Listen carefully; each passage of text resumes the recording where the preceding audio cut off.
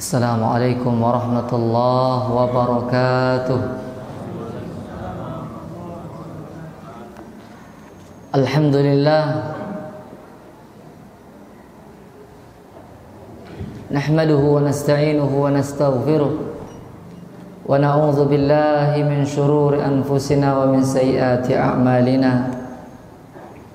May yahdihillahu fala mudilla lahu wa may yudlil fala hadiya lahu.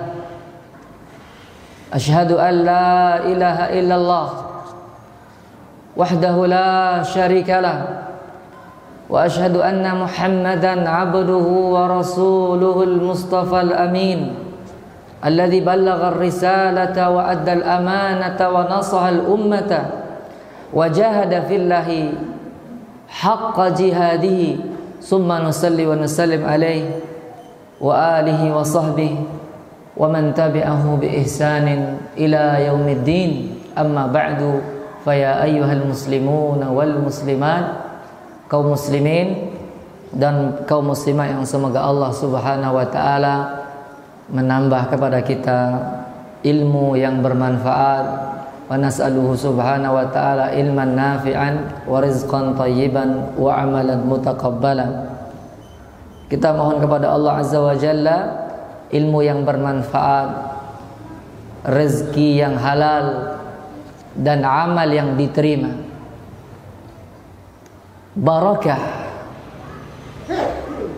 Barakah atau keberkahan adalah satu kata yang sering kita dengar, yang sering diucapkan. Bahkan kita juga menginginkannya, mendambakannya, dan mungkin telah berdoa untuk mendapatkan keberkahan dalam kehidupan kita. Diberkahi umur, diberkahi usaha, dan yang lainnya. Bahkan kalimat berkah atau kata berkah itu jamaah sedang maghrib, jamaah maghrib, Bapak Ibu yang semoga Allah muliakan, sampai-sampai kata-kata barakah itu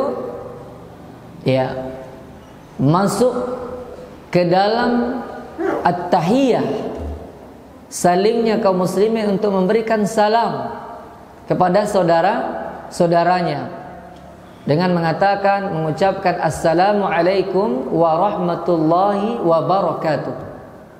Semoga keselamatan atasmu, rahmat Allah dan keberkahan. Jadi betapa pentingnya berkah dalam hidup jamaah. At-tahiyyah wassalam antar seorang muslim, muslimah, dengan adanya berkah di dalamnya, kata-kata barakatuh wa barakatuh, dan keberkahannya. Cuma kadang-kadang wa barakatuh itu kalau kita mau bertamu kan susah sampainya ya Pak ya. Susah wa barakatuh. Dia sering di assalamualaikum lagi. Ya. Begitu juga dalam menelpon sampai kepada assalamualaikum. Tapi wa barakatuhu itu mungkin diucapkan oleh penceramah atau moderator atau yang lainnya. Bahkan assalamualaikum sendiri pun banyak yang salah ucap, dan mungkin artinya tidak tahu kita artinya apa yang dimaksud dengan mengatakan assalamualaikum. Itu tidak tahu. Ya, assalamualaikum. Ya, assalamualaikum. Kadang-kadang jawaban dari orang yang menjawab kum salam, kum salam. Maka oleh karena itu jamaah di dalam pelafalan lafaz seperti ini juga perlu perbaikan. Assalamualaikum. Baik. Bahkan jamaah yang semoga Allah muliakan, ketika terjadinya akad nikah, maka dianjurkan setelah menikah itu apa? Doa dari Nabi sallallahu alaihi wasallam diajarkan untuk kita ucapkan kepada pengantin itu. Isinya adalah barakallahu laka wa baraka alaika wa jama'a bainakuma fi khair. Semoga Allah memberkahimu, memberkahi atasmu, dan mengumpulkan kalian berdua dalam kebaikan. Ini luar biasa jemaah. Inilah yang selayaknya doa kepada pengantin. Tapi kadang sering di donga itu adalah semoga samawah atau samara, sakinah, mawaddah, warahmah. Tapi doa yang dari Rasul sallallahu alaihi wasallam adalah doa keberkahan, rumah tangga yang diberkahi. Baik. Dan ketika Allah Subhanahu wa taala berikan rezeki anak, maka pun saudara-saudara kita atau orang mengucapkan untuk orang tuanya adalah barakallahu, atau mengucapkan ja'alahu Allahu 'alaika mubarakan wa 'ala ummati Muhammadin sallallahu alaihi wasallam. Semoga Allah memberkahi anak ini atasmu dan atas umat Muhammad sallallahu alaihi wasallam. Atau makna barakallahu laka fil mauhub lak, semoga Allah memberkahi anak yang telah dikasih kepadamu. Itu luar biasa jemaah. Dan juga doa singkat antar muslim dengan muslim yang lain dengan mengatakan barakallahu fiik. Ya. Semoga Allah memberkahimu. Jawabannya wa fika, dan engkau juga. Dan kata-kata yang lain jemaah. Baik. Dan pada malam hari ini kita ingin menjelaskan kepada jemaah tentang apa yang dimaksud berkah dan bagaimana kiat-kiat atau upaya-upaya kita untuk mendapatkan berkah dalam rezeki dan harta, dan semoganya dalam kehidupan yang lainnya. Dan pada dasarnya seorang muslim digambarkan oleh Nabi sallallahu alaihi wasallam di dalam hadis, inna minasyajari lima barakatuhu ka barakatil muslim. Sesungguhnya di antara pepohonan itu keberkahannya seperti berkahan seorang muslim. Ya. Serupa. Supaya jemaah sekalian jangan sampai salah sangko atau salah anggap bahwa keberkahan hanya dimiliki atau dalam istilah orang ngalap berkah ya kepada kiai-kiai tertentu, apalagi ngalap berkah kepada tukang ramal, tukang juru-juru kunci. Padahal Nabi sallallahu alaihi wasallam katakan apa tadi? Inna minasyajari lima barakatuhu ka barakatil muslim. Ya. Oleh karena itu, setiap orang yang beriman atau orang yang beramal saleh memiliki keberkahan sebesar iman dan amal salehnya. Ya. Ketika Nabi sallallahu alaihi wasallam gambarkan sesungguhnya di antara pohon itu keberkahannya seperti keberkahan seorang muslim, kan seperti itulah pohon kurma jemaah. Kemanfaatan kurma itu kan dimakan, bukan dicolir. Ya, bukan dipegang tapi dinikmati. Ya. Oleh karena itu ya, seorang muslim yang ingin mendapatkan keberkahan itu adalah dengan meneladani keimanannya dan amalan soleh. Ya. Bukan untuk apa meminta sisa minuman, ya, baju dan yang lain-lain, ya. Kecuali para nabi, para anbiya, mereka memang telah diberikan oleh Allah Subhanahu wa taala keberkahan, ya. Hatta Rasulullah sallallahu alaihi wasallam yang luar biasa.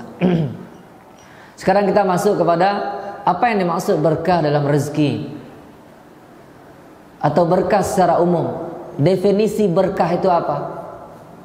Berkah atau barakah jamaah artinya adalah az-ziyadah, an-nama, bertambah, tumbuh, berkembang, kebahagiaan. Ya. Itu secara lughawiyah. Al-Imam An-Nawawi rahimahullah mengatakan yang artinya asal makna berkah adalah kebaikan yang banyak dan abadi. Kebaikan yang banyak dan abadi. Bahagia, tenang. Ya. Oleh karena itu, dalil-dalil yang ditunjukkan oleh Al-Qur'anul Karim dan As-Sunnah tidaklah jauh daripada makna barakah dari sisi bahasa. Ya. Yaitunya bertambah, berkembang, bahagia, ya, atau kebaikan yang tetap, kebaikan yang abadi. Baik. Boleh jadi seseorang yang diberikan harta diberkahi hartanya jemaah. Ya. Boleh jadi jumlah sama, jumlah tak bertambah, tapi bertambah berkah, manfaat. Ya. Dia bisa dapat manfaat dari untuk dirinya, untuk keluarganya. Bahkan dia masih bisa bersedekah, terhindar dari penyakit dan musibah yang lain. Dan boleh jadi orang kaya tapi dia seperti orang miskin. Boleh jadi hartanya tidak diberkahi oleh Allah Azza wa Jalla. Gaji besar, banyak uang, tapi dia tidak bisa menikmati. Baru itu. Makan tidak ulia, makannya tidak ulia, kan tidak ulia. Ya, jadi pada akhirnya dia seperti orang susah karena uangnya tidak bermanfaat untuknya. Tetapi kajian kita malam ini bukan pula menunjuk orang jemaah. Setiap orang yang sakit kita tunjuk, itu tidak berkah, itu tidak. Ya, bukan itu pula kajian. Jadi kajian ini adalah untuk mengingat diri kita masing-masing. Nah, apakah harta kita sudah diberikan berkah oleh Allah Subhanahu wa taala ataukah belum?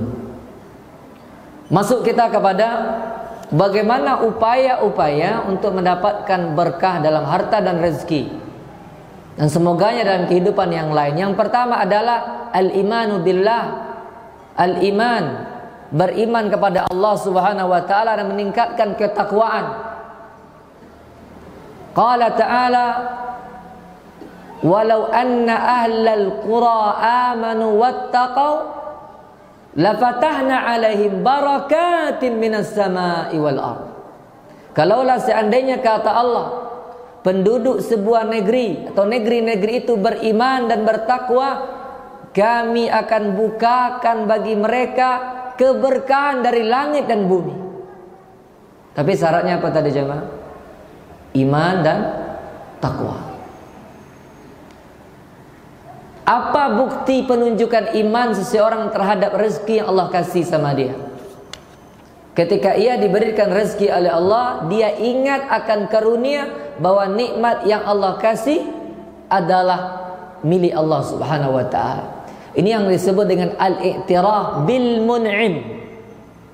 Mengakui nikmatnya yang memberi nikmat dan menyadari dari hatinya ini dari Allah Azza wa Jalla.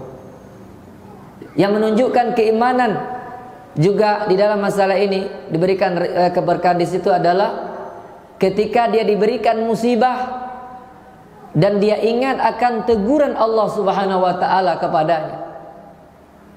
Itulah yang jadi masalah terkadang ketika musibah banyak, orang pun kadang tak ingat Allah. Ketika ada banjir, ketika ada musibah dan lain, yang ingat masalah dunia, ini penyebab, ini penyebab, ini penyebab. Tapi dia lupa dengan ayat Allah Azza wa Jal, zaharal fasadu fil barri wal bahr bima kasabat aydin nas. Telah nyata kerusakan di darat dan di lautan itu semua disebabkan oleh perbuatan tangan manusia. Jadi jemaah, apabila dapat nikmat, maka ingatlah bahwa itu adalah karunia dari Allah Subhanahu wa taala. Tapi apabila kita dapat musibah, maka ingat-ingatlah akan teguran Allah untuk kita. Jangan kita seperti Orang yang telah diberikan kekayaan lupa dia dengan Allah Azza wa Jalla, menjadi sombong dia di muka bumi. Ikon pengusaha sukses jemaah masa lalu yang namanya telah tersebut di dalam Al-Quranul Karim, yang disebutkan oleh sebagian ulama tafsir bahwa kunci-kunci gudang kekayaannya itu perlu dibawa oleh 60 keledai. Kunci kekayaan pengusaha sukses ini. Siapa dia jemaah? Dia adalah Qarun. Qarun itu pengusaha yang luar biasa, kaya raya. Sampai-sampai ulama tafsir menyebut dalam tafsir At-Tabari, ya, sebutkan di situ yang artinya kunci-kunci gudangnya Qarun itu bagaimana jemaah? Bisa dibawa minimal paling kurang oleh 60 keledai. Keledai kan lai tahu kita cuma ketek pada kudo, ya, namanya himar dalam bahasa Arab, ya. Dan keledai ini, himar itu ada di dalam surat Al-Jumu'ah misalnya, sebutkan di dalam Al-Quran. Dan itu gambaran kalau dia sebagai bagian dari transportasi masa lalu juga, ya. Dan barangkali sampai sekarang masih ada orang naik keledai, ya. Dia, tapi kalau gambaran untuk pelajar yang tidak bisa mengambil manfaat terhadap ilmu, terhadap kitab-kitab, itu gambaran keledai. Misalnya orang mengatakan anta kal himar, anta imar, engkau adalah keledai. Maksudnya dungu, itu, ya, orang-orang dungu, tidak mengerti, ya. Keledai kalau membawa kitab jamaah, dia tidak bisa mengambil manfaat dari buku-buku yang di atas punggungnya. Tapi dari satu sisi keledai itu bermanfaat sebagai alat transportasi. Balik kita kepada kaji tadi, bahwasanya Qarun adalah orang kaya tapi lupa akan Al-Mun'im yang memberi nikmat, yaitu Allah Subhanahu wa taala. Bahkan Allah taala katakan ala lisanihi qala innama utituhu ala ilmin indi. Sesungguhnya saya ini dikasih kekayaan ini karena ilmu saya. Saya ahli ekonomi misalnya, saya ahlinya. Tapi dia lupa, alhamdulillah ini nikmat Allah, pemberian Allah Subhanahu wa taala. Dia lupa mengakui akan hal itu. Dan orang ketika mencari Qarun sukses, orang inginlah serupa je, dan dia melupakan Allah Azza wa Jal. Maka apa yang terjadi? Fakhasafna bihi wa bidarihil arda fama kana lahu min fi'ati yansurunahu min dunillah wa ma kana minal muntasirin. Lalu kami benamkan Qarun berserta rumahnya ke dalam bumi. Akhirnya Allah azab jemaah. Jo rumah-rumah, jo kekayaan tu Allah benamkan ke dalam bumi bersama dia. Itulah akhir azab yang menimpa orang-orang kufar, yang tiada seorang pun yang mampu menolong, dan ia pun tidak bisa menolong dirinya sendiri.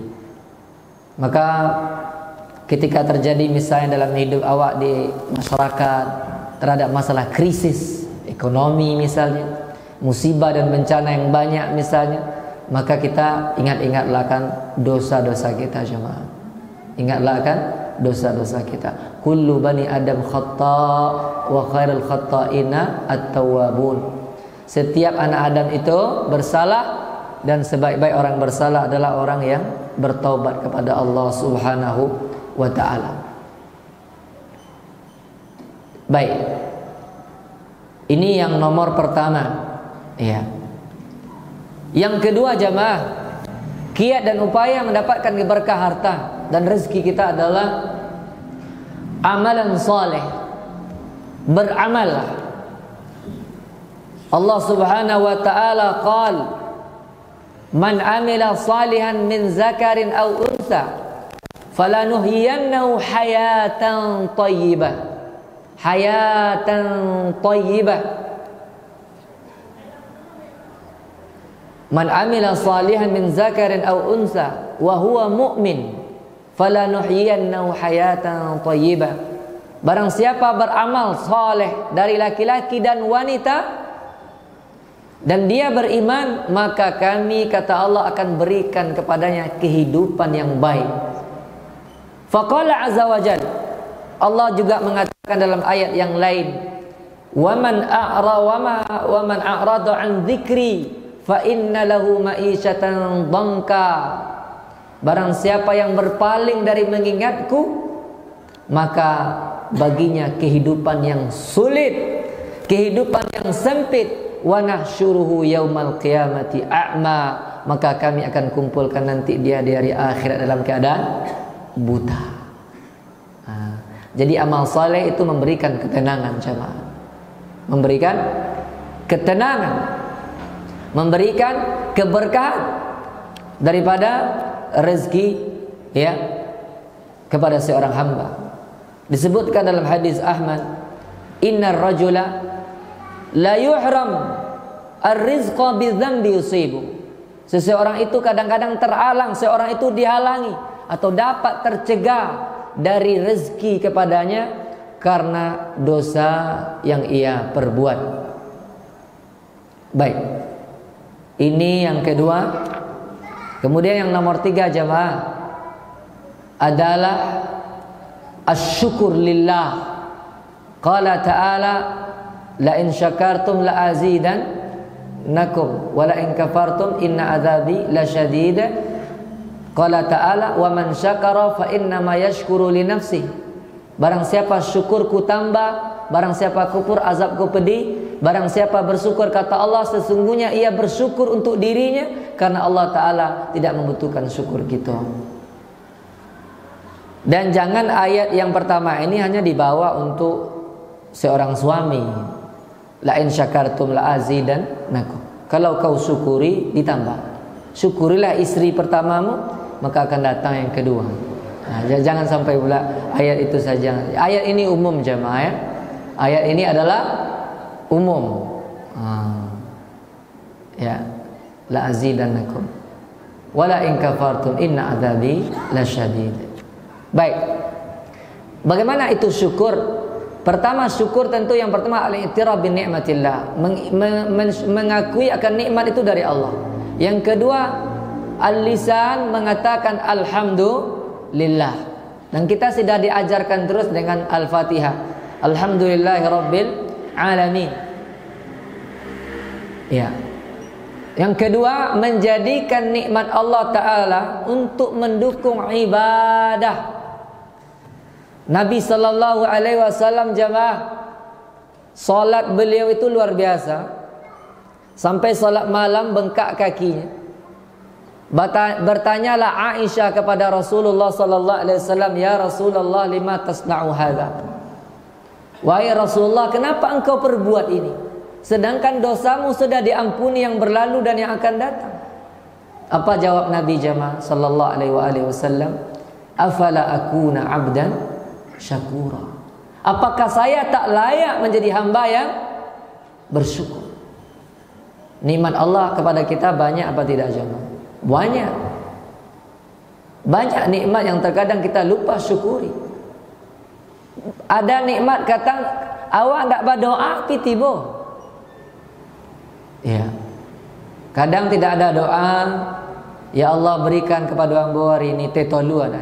Tapi tiba tetolu. Misalnya, tidak pernah minta gorengan, tiba gorengan. Ya.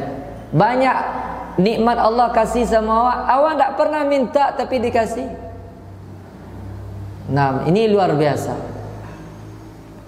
Nah, Rasulullah sallallahu alaihi wasallam mengatakan afala akuna 'abdan syakura. Artinya jemaah, kalaulah kita beribadah hanya untuk membalas nikmat Allah, mungkin itu tidak cukup, ya, untuk nikmat yang sangat banyak.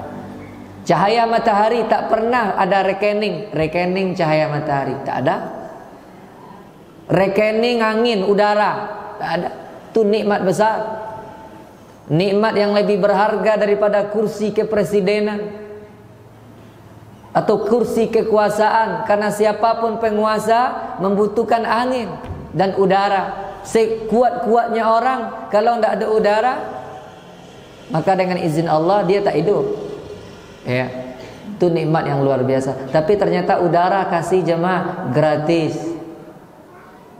Cahaya matahari yang dibutuhkan kita hewan tumbuhan gratis. Itu yang dari luar. Yang di dalam tubuh kita, dari mata, dari semuanya nikmat yang sangat luar biasa. Kini pernah enggak Bapak Ibu mendengar ada istilah orang-orang yang mengatakan dia as-salik idza wasala al-maqam, seorang ahli suluk telah sampai kepada satu maqam. As-salik ilallah, dia sedang menuju Allah. Kalau nyolah sampai kepada maqam makrifat, keceknya, maka tidak perlu salat, tidak perlu ibadah. Ya, ada tidak pernah kita dengar ini jemaah? Ledo kita dengar kalau nyolah sampai makrifatnya. Maka kita mau tanya kepada orang yang bicara seperti itu, mana lebih sampai makrifatmu yang lebih mengenal Allah daripada Muhammad sallallahu alaihi wasallam? Itu yang pertama. Tentu saya itu Bapak Yo ini. Mungkin yang menjawab itu kan jawab. Siapa orang yang paling bertakwa, yang paling khusyuk, yang paling takut, yang paling Allah cintai adalah Nabi Muhammad sallallahu alaihi wasallam. Ketika datang 3 orang datang ke rumah beliau, ke rumah istri beliau, bertanya tentang ibadah Nabi kita Muhammad sallallahu alaihi wasallam. Di antara mereka bilang, saya akan salat malam tak tidur-tidur, kan puasa, salah seorang yang lain tak berbuka, salah satu lagi bilang tak akan menikahi wanita. Lalu Nabi sallallahu alaihi wasallam panggil, kalian yang mengatakan begini-begini, saya kata Nabi sallallahu alaihi wasallam orang yang paling bertakwa dan takut kepada Allah azza wajalla. Begitu jemaah. Jadi orang yang paling luar biasa makrifat, itu makrifat itu kan bahasa Arab. Makrifah mengenal, makrifatullah mengenal Allah azza wajalla. Dan memang itu adalah ilmu yang luar biasa. Telah tertulis dalam kitab Syekh Muhammad At-Tamimi rahimahullah Usulus Salasa. Ya. Yang mengatakan i'lam rahimakallah annahu yajibu 'alaika ta'allum 4 masail. Ketahuilah saudaraku, engkau wajib mempelajari 4 perkara. Yang pertama, al-ilmu wa huwa ma'rifatullah, ma'rifatun nabi wa ma'rifatu dinil islami bil adillah. Mengenal Allah, mengenal Nabi, mengenal Islam dengan dalil-dalilnya. Kan ilmu ma'rifatullah itu lebih. Tapi kita sampaikan kepada saudara yang mengatakan tadi bahwa Nabi kita Muhammad sallallahu alaihi wasallam telah sampai ke langit ke-7 dan telah sampai kepada Sidratul Muntaha di pada peristiwa Mi'raj dan menerima perintah salat dari 50 kali sehari semalam menjadi 5 tanpa perantaraan Jibril alaihissalam. Sampai salah berbeda pendapat apakah Nabi sallallahu alaihi wasallam melihat Allah atau tidak melihat Allah. Walaupun yang dibenarkan sebagian bahwa yang hanya dilihat hanyalah cahaya, karena Allah memang tidak bisa dilihat di dunia, kan begitu. Tetapi dia tanpa Jibril alaihissalam langsung menerima perintah salat ini dari Allah azza wa jalla jemaah. Dan ini keistimewaan dan kedudukan salat dibandingkan banyak ibadah yang lain, karena perintahnya langsung dari Allah kepada Nabi sallallahu alaihi wasallam di langit yang ke-7 itu. Nah, sekarang kita tanya, mana tinggi makrifat pada Nabi Muhammad sallallahu alaihi wasallam? Ya. Yang kedua, begitu Rasulullah pernah dia meninggalkan salat, pernah dia meninggalkan ibadah, bahkan dia menambah, apalagi hadis yang kita baca tadi, afala akuna abdan syakura. Oke, itu kan Nabi. Oke, Abu Bakar, Umar, Utsman, Ali, 10 orang yang dijamin masuk surga dan para sahabat yang lain, ada yang meninggalkan salat, mengatakanlah sampai makrifat. Kita tanya lagi, oke, tabi'in. Sekarang imam nanompe, Abu Hanifah Nu'man, Malik bin Anas, Muhammad ibn Idris Asy-Syafi'i, Ahmad bin Hanbal pernah meninggalkan ibadah karena dia menganggap sudah sampai makrifat. Oke, yang setelahnya Al-Imam Ibnu Hajar Asqalani, Imam Nawawi, Ibnu Rajab Al-Hambali dan yang lain pernah meninggalkan ibadah karena sudah sampai makrifat. Maka kita tanya sekali lagi, makrifat ini makrifat dari mana? Saya takutkan engkau telah sampai kepada makrifatu syaitan, bukan makrifatu Allah subhanahu wa ta'ala. Kenapa? Karena syaitan memang ingin menjauhkan manusia dari ibadah kepada Allah azza wa jalla. Sementara Allah katakan, "Wa ma khalaqatul jinna wal insa illa liya'budun." Dan tidak ada di situ beribadah, tidaklah kuciptakan jin dan manusia kecuali hanya beribadah kepadaku. Tidak. Tapi nampaknya ada dalil yang dipakai jemaah dari Al-Qur'an. Dengan ayat yang mengatakan, "Wa'bud rabbaka hatta ya'tiyakal yaqin." Sembahlah, ibadahilah Rabbmu sampai datang al-yaqin. Yakin. Kalau lah yakin lah. Padahal ulama tafsir mengatakan apa jemaah? Al-maut, yaitunya mati. Yaitu sembahlah Tuhanmu sampai datang kematian. Arti kalau meninggal memang tidak ada lagi kesempatan ibadah kepada Allah Subhanahu wa taala. Itu benar. Kemudian nanti yang mengukur engkau sampai makrifat siapa? Yang mengukur engkau sampai keyakinan engkau masuk itu siapa? Ya. Dan ini termasuk jemaah kalau kita mengkaji dalam masalah bid'ah, ini termasuk dalam bid'ah i'tiqadiyah, termasuk dalam pembahasan bid'ah akidah, yaitunya satu keyakinan isqatut takalif, yaitunya menggugurkan beban ibadah, pengguguran beban ibadah terhadap seorang hamba. Dan ini termasuk bid'ah i'tiqadiyah di dalam agama, termasuk bid'ah di dalam masalah keyakinan, ya, dan itu termasuk kesesatan yang nyata, masalah seperti itu, ya. Ini kita bicara tadi daripada hadis Rasulullah SAW, bahwa Rasulullah justru semakin semangat ibadah. Afala akuna abdan syakura, padahal beliau adalah hamba yang telah diampuni dosanya, yang telah berlalu dan yang akan datang. Akan tetapi beliau sallallahu alaihi wasallam tidak pernah meninggalkan ibadah kepada Allah Subhanahu wa taala, terutama kita bicara yang wajib, Karena manusia ini jemaah diuji dalam ujian besarnya di dalam dua hal. Pertama dalam perintah, yang kedua dalam larangan. Yang pertama dalam perintah, yang kedua di dalam larangan. Perintah ada yang wajib, ada yang sunnah, larangan ada yang haram dan ada yang makruh. Dan tentu perintah utama kita masalah yang wajib, kemudian yang dilarang adalah yang haram. Ini yang paling utama untuk diperhatikan. Karena yang disebut dengan manusia itu kan orang mukallaf namanya.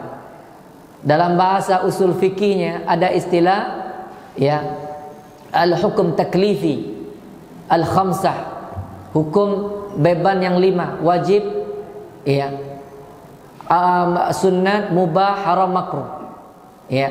Ini yang di dalam dua hal dalam ujian kehidupan kita, dalam ibadah, dalam melaksanakan yang wajib apakah dilaksanakan atau ditinggalkan, dalam pelanggaran terhadap yang haram apakah ditinggalkan atau justru dilaksanakan. Baik. Bahkan jamaah sekalian, yang poin yang keempat, salat mendirikannya di dalamnya keberkahan. Dan membawa Allah Subhanahu wa taala berfirman, "Wa'mur ahlaka bis-shalah wastabir 'alaiha." Perintahkan keluargamu salat dan sabarlah. Nahnu la nas'aluka rizqa, nahnu narzuquk, kata Allah. Kami tak minta rezeki kepadamu, kamilah yang memberikan rezeki. Wal aqibatu littaqwa. Nah, oleh karena itu kata ulama tafsir, barang siapa yang telah menegakkan salat dengan baik, dengan menyempurnakan rukun wajib dan khusyuk. Nah, ini yang susah nih. Dan khusyuk, niscaya rezekinya mendatanginya dari jalan-jalan yang ia tidak sangka-sangka. Kemudian yang kelima, menjadi perhatian juga agar rezeki harta kita itu diberkahi oleh Allah Azza wa Jalla adalah menunaikan hak harta berupa zakat. Kemudian belajar bersedekah. Zakat itu wajib jemaah. Apabila ia sudah sampai nisab dan berjalannya haul 1 tahun, kemudian tak dikeluarkan, maka menjadi harta haram. Dan zakat itu ada dua, zakat mal, ada zakat fitri. Ada yang berhubungan dengan harta, ada berhubungan dengan badan. Berhubungan dengan harta ada di dalam al-asman, barang berharga. Apa itu jemaah? Emas, perak, dan dikiaskan mata uang masa sekarang. Dua, urudut tijarah, harta yang disiapkan untuk dagang. Maka dikatakan, wahai para pedagang, janganlah engkau hanya berbicara tentang untung yang engkau dapatkan atau tempatmu yang strategis dan banyaknya pelanggan. Jangan lupa bahwa di dalam perdagangan itu ada zakat. Zakat dagang. Yang ketiga, zakat bahimatul an'am, itu ternak. Yang keempat, zakatuz zira'ah was thimar, biji-bijian pertanian, atau yang maksudnya zakat yang dikeluarkan dari bumi, hasil bumi berupa pertanian, biji-bijian dan buah-buahan. Yang kedua, tambang. Yang ketiga yang lain namanya rikaz, harta karun. Bukan harta peninggalan korun, tapi harta karun. Ya, itu beda-beda. Yang tersimpan dalam bumi. Apa bedanya tambang? Tambang diolah dulu menjadi emas, menjadi yang lain. Tapi kalau rikaz sudah jadi, tapi ditanam di dalam tanah. Nampak tak buka ada peti berisi ome dan tanda-tanda kekufuran ada di situ. Itulah yang disebut dengan ar-rikaz. Itu ada zakatnya 1/5. Contoh. Tapi itu mungkin jarang. Tapi yang biasa jamaah, zakat dagang, zakat mata uang dan ternak, ini pakai nisab, pakai haul. Zakat tani dan tambang tidak pakai haul, hanya dilihat nisabnya. Tidak pakai tahun. Yang pakai tahun adalah dagang, emas, perak, mata uang dan ternak, itu pakai tahun, nisab dan tahun. Tapi kalau tani tidak pakai tahun, dia pakai apa? Wa atu haqqahu yauma hasadi, tunaikan haknya ketika dia dipanen. Ketika waktu wajib, ketika sudah nampak tanda-tanda dia kematangan, dan ditunaikan setelah dia dipanen. Makanya jangan lupa para petani. Tapi perlu didulukan pula, yang mana yang akan dizakatkan, apakah semuanya? Yang akan dizakatkan jemaah adalah, pertama dia biji-bijian yang bisa tersimpan lama dan ditakar. Yang kedua adalah buah-buahan, dan buah-buahan ini kata mazhab Syafi'i adalah hanya ada pada kurma dan kismis. Itu yang saya ingat. Ya. Dan yang lain, tentu bab ini perlu pembahasan yang panjang dan orang perlu bertanya kepada ahlinya, berapa, kena, kapan dibayarkan dan kepada siapa. Karena zakat itu sendiri adalah suatu harta tertentu yang diberikan kepada orang tertentu di waktu tertentu dengan takaran dan syarat yang tertentu pula. Wallahu a'lam bissawab. Kiranya jamaah semoga Allah muliakan. Itulah dulu kajian kita malam hari ini, beberapa kiat agar kita mendapatkan keberkahan harta, dan masih banyak kiat-kiat yang lainnya, kan, tapi cukuplah dulu sebagai kajian pada malam hari ini. Semoga Allah Subhanahu wa taala. Ya, silakan Pak. Salah satu daripada mendapatkan berkahnya rezeki adalah dengan mendirikan salat. Salat yang khusyuk. Pertanyaan Bapak, kapan seseorang boleh katakan salat yang khusyuk, kemudian bagaimana caranya salat? Terima kasih. Masya Allah. Kapan khusyuk dan bagaimana cara, ini perlu menjadi kajian khusus lagi memang. Ya. Ada satu kitab Pak, nanti bisa dicari, karya Syekh Muhammad bin Shalih Al-Munajjid, sudah diterjemahkan dengan judul, terjemahannya 33, tak salah, upaya untuk bisa khusyuk dalam salat. Tapi sebelum bicara itu, khusyuk itu kan adalah al-khudu, tunduk, konsentrasi hati kan gitu. Ya, di saat salat itu pekerjaan hati. Jumhur ulama, kebanyakan ulama mengatakan khusyuknya dianjurkan, tidak sampai wajib dan apalagi rukun salat. Karena kalau rukun lah kone awak kan jangan. Ya, khusyuk dia itu tidak rukun salat, dan menurut jumhur bukan sampai kepada wajib, walaupun ada ulama yang mewajibkannya. Ya. Ya, khusyuk itu adalah konsentrasi hati, di mana lisan mengucapkan bacaan salat, gerakan ibadah yang lain, gerakan anggota tubuh, dan hati mengikutinya. kan begitu. Pada dasarnya salat itu sudah menyibukkan. Bagaimana tidak sibuk? Lidah terus berucap, tangan kaki bergerak, hati mengikuti. Cuma jadi masalah adalah di awal istilahnya lidah berucap, anggota tubuh bergerak, tapi hatinya telah melalang buana. Bahkan mungkin dia sudah berkeliling dunia di saat solatnya. Ini. Maka pahala solat seseorang itu tergantung daripada kekhusyukan seorang hamba. Adapun upaya, sebelum pada upaya, penyebab dulu Pak. Di antara penyebabnya susah kita khusyuk, penyebabnya adalah ta'alul qulubid dunya, karena terikatnya hati dengan dunia. Dan itu yang disebut dengan hubbud dunya, cinta dunia dan beratnya dunia di hati awak. Kalau para sahabat dunia mereka di tangan, ya, sementara dunia telah masuk ke dalam hati. Selama cinta dunia itu berat, maka memang agak susah khusyuknya. Dan salah satu yang menyusahkan lagi khusyuk itu susah adalah tidak tahu yang dibaca. Apa yang dibaca itu tak paham. Yang jadi masalah nanti kalau ada imam menangis sedang solat, komentar mengaruh imam ke menangis. Ya, barangkali dia tak paham baca. Imam sedang membaca ayat-ayat azab misalnya kan jamaah ya.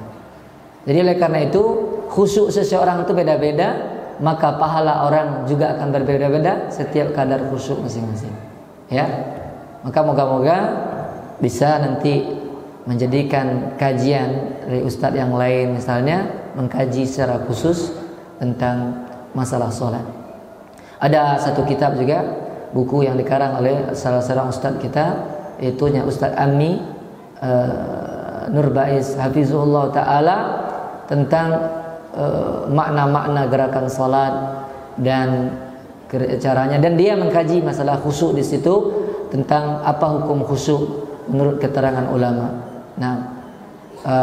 Dan juga bisa dipandu dengan buku-buku yang lain seperti yang dikarang oleh Syekh Saleh Al-Munajjid Hafizullah Ta'ala.